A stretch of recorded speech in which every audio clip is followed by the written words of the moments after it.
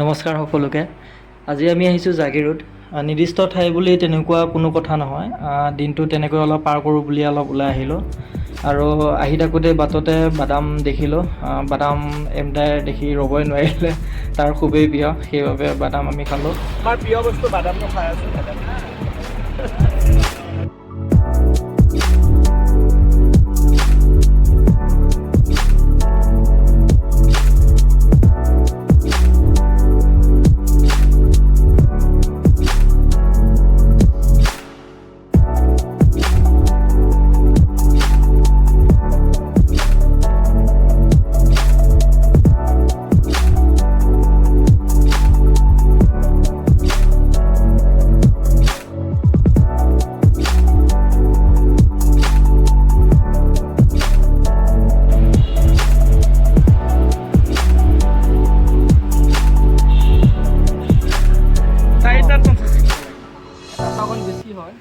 ঠিক আছে 15কে লয়।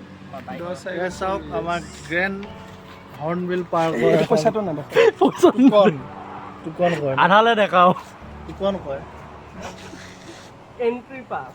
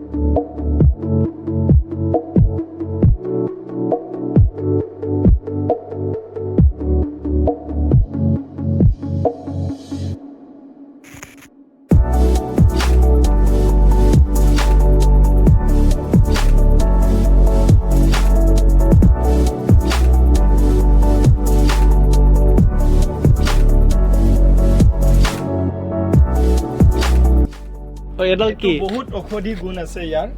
মানুহৰ কটা চিঙাত এইটো লগাব পাৰি দেই। দামটো চাই কোৱা নাইতো। নাই। আৰু এডাল জমলা খতি চিঞতা তিতা এডাল চোৱা। এডাল মিছা কৈছো, পাত এটা তুমি খামুৰি পোৱা। এইডালে কি খাই বা তিতা তুমি খাই থৈ অৰূপে চিনি পায়। তোমাক গোন্ধ কচু ইমান যে ধুনীয়া লাগে। গোন্ধ কচু লিখা আছে নাম। সীতাজখলা আহিলে আমি এই বাইদেউ তাত খাৰু পিঠা নোখোৱাকৈ নাযাওঁৱে, কিন্তু দুৰ্ভাগ্যবশতঃ এইবাৰ বাইদেউক নাপালোঁ, ভিনদক পালোঁ। কিন্তু সেইবাবে নেকি সোৱাদটো ইমান ঠিক নহ'ল, চাটনিটো ইমান ঠিক নাপালোঁ বাৰু। কিন্তু একো নাই, খাৰু পিঠা খাম বুলি আহিছিলোঁ, সেইটো মনৰ আশা পূৰ হ'ল বাৰু।